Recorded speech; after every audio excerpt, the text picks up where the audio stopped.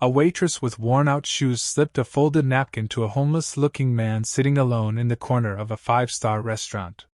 When he opened it, the words inside made his hands shake. "He's poisoning the supply chain." But here's what she didn't know. That homeless man was actually worth $8 billion, and he owned the very restaurant she worked in. What happened next would save her dying brother's life, expose a massive criminal conspiracy, and prove that one moment of courage can change absolutely everything. This is the shocking true story of what happens when the richest man in the room pretends to be the poorest. Trust me, you won't believe how this ends. Stay until the very last second, because the twist at the end will leave you speechless. Welcome to Voice of Granny. While you're here, please hit that subscribe button and comment your thoughts on this story and where you're watching from. You know, sometimes the richest people in the world feel the most alone. And that's exactly how Daniel Reed felt on that cold evening in London. Daniel was worth $8 billion. Yes, you heard that right, $8 billion. He owned Reed Pharmaceuticals, one of the biggest medicine companies on the planet. From his glass office high above the city he could see everything. But the one thing he couldn't see was the truth about the people around him. Every day people smiled at him, laughed at his jokes, agreed with everything he said. But Daniel knew those weren't real smiles. They were fake, plastic. People only saw his money, never the man behind it. And after years of this he felt like he was drowning in loneliness. So he came up with a secret plan, a test really. Every few months Daniel would take off his expensive suits and designer watches, put on old worn-out clothes from charity shops, faded jackets with holes, scuffed shoes that had seen better days, jeans that were thin and tired. When he looked in the mirror he didn't see a billionaire anymore. He saw someone ordinary, someone struggling, someone invisible. And that's exactly what he wanted. Tonight Daniel was heading to the Royal Crown, the most expensive restaurant in his entire empire. It was the jewel of his business, a place where movie stars and politicians came to eat, where one meal could cost more than most people earn in a month. But Daniel had never really been there, not as a normal customer. He'd only seen beautiful spreadsheets and perfect numbers. His managers told him everything was wonderful, 5-star reviews, record profits, happy customers. But numbers on paper don't tell you everything, do they? They don't show people's hearts. They don't show who's honest and who's pretending.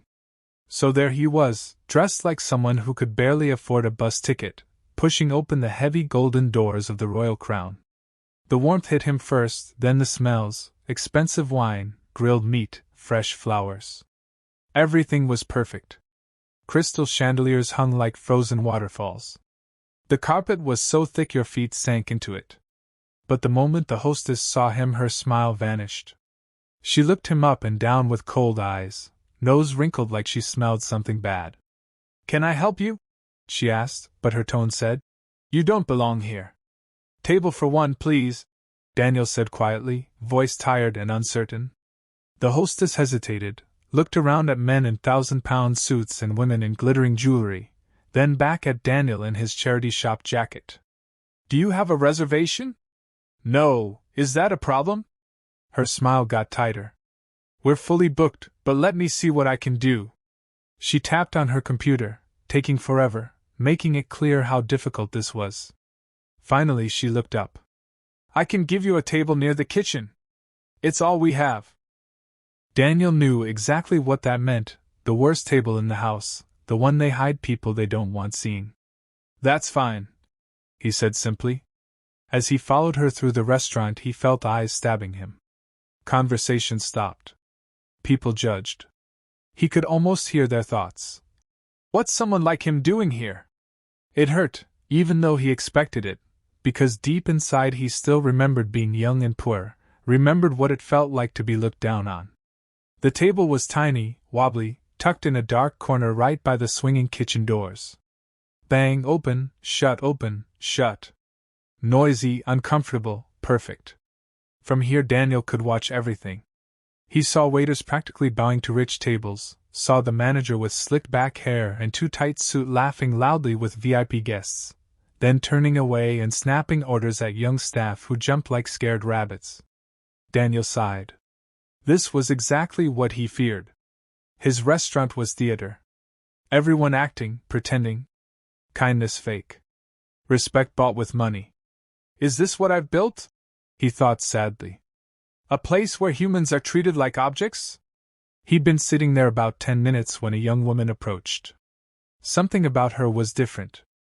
Other waiters moved smooth and confident, but this girl looked fragile, exhausted. Dark circles under her eyes, hands trembling slightly as she set down bread. But when she looked at him, really looked, there was no disgust, only kindness.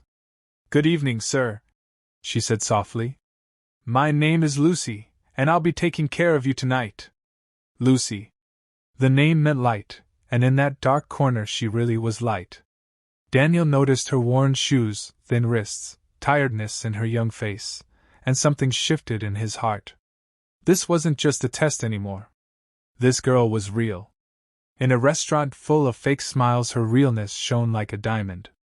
Let me tell you about Lucy Carter, because her story will break your heart. Lucy was only 22, but she carried the weight of the world on her shoulders. She should have been finishing university, going to parties, worrying about normal young person things. But life had other plans. Her 15-year-old brother Tommy was dying from cystic fibrosis, a cruel illness that fills your lungs with thick mucus until every breath is a battle. Treatments cost a fortune, thousands every month. Insurance gone, Mom passed away, Dad disappeared long ago. It was just Lucy and Tommy against the world.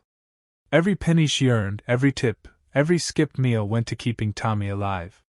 Then there was Mr. Harrison, the restaurant manager, cruel man with a fake smile and cold eyes. He caught Lucy making one tiny inventory mistake weeks ago, and used it like a weapon. Accused her of stealing, threatened to fire her, ruin her career, call police. Lucy begged, tears in her eyes, "Please, sir, I need this job. My brother is sick. If I lose it, he'll die." Harrison smiled a terrible smile. "Well, maybe we can work something out." He invented a £5,000 debt she supposedly owed, took her tips, controlled her tips, made her his prisoner. And worse, he forced her to stay late doing secret bookkeeping, fake invoices, money disappearing into hidden accounts. Lucy knew he was stealing, but if she spoke up, Tommy would die. So every night she went home to their freezing flat, cried silently so Tommy wouldn't hear. Trapped. Hopeless. Until that night. When Lucy first saw the man at table 32, her heart went out to him. She recognized the look, someone judged, pushed aside. Hostess treated him like trash, other waiters ignored him for richer tables. But Lucy couldn't do that. Her mom taught her, every person deserves dignity, rich or poor. So when he ordered the cheapest beer, she smiled, no judgment. Then he calmly ordered the Emperor's ribeye, £450 steak, and a £250 glass of 1995 Bordeaux. Lucy's heart stopped. Together almost £700. Rules said call manager for big orders from Watkins, get card first. But something in his calm, intelligent eyes made her trust him. "Excellent choice, sir," she whispered, hands shaking as she typed. Of course Harrison stormed over, grabbed her arm hard. "Are you stupid?